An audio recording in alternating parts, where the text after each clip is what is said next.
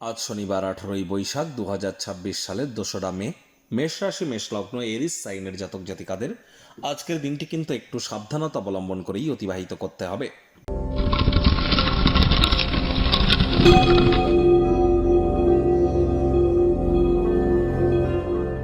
ভিডিওটির শুরুতেই আপনারা স্ক্রিনে দেখতে পাচ্ছেন শনি মহারাজের প্রণাম মন্ত্র।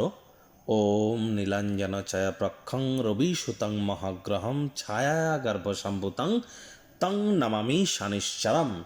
এটি আজ আপনারা অবশ্যই সন্ধ্যেবেলার সময় 8 বার 8 টাইমস চ্যান্ট করুন। এটি আপনাদেরকে বহুলাংশে কিন্তু উপকৃত করবে। আর যদি আপনার বাড়ির আশপাশে যদি কোনো শনি মন্দির থেকে থাকে, সেখানে শনিদেবকে গিয়ে আপনারা কালো তিল এবং সরিষার তেল দিয়ে নিজের নাম গোত্র ধরে পুজো দিতেই পারেন। তবে শনিদেবের চোখের দিকে যেন তাকাবেন না, এটি মাথায় রাখবেন।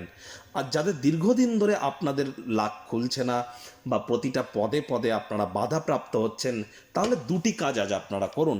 প্রথমত, একটি তালা চাবি কিনুন।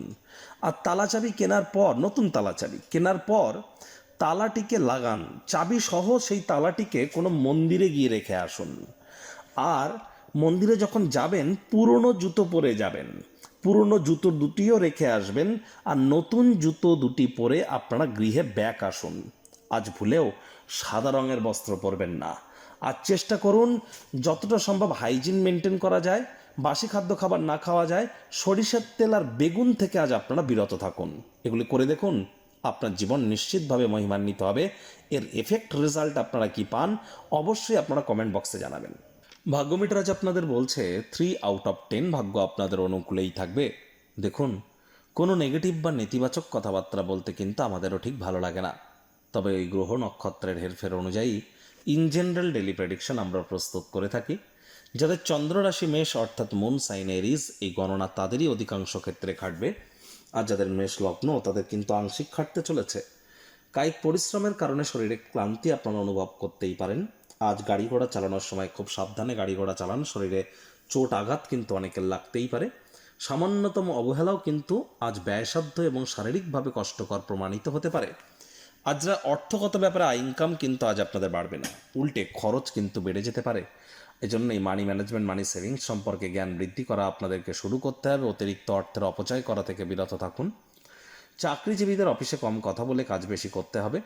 মনের থেকে মস্তিষ্ককে বেশি দাম দিতে হবে। কোনো প্রকার অফিস পলিটিক্স বা গসিপিংয়ের অংশ যেন হবেন না, বসের কিন্তু কুনজরে আপনারা পড়ে যেতে পারেন।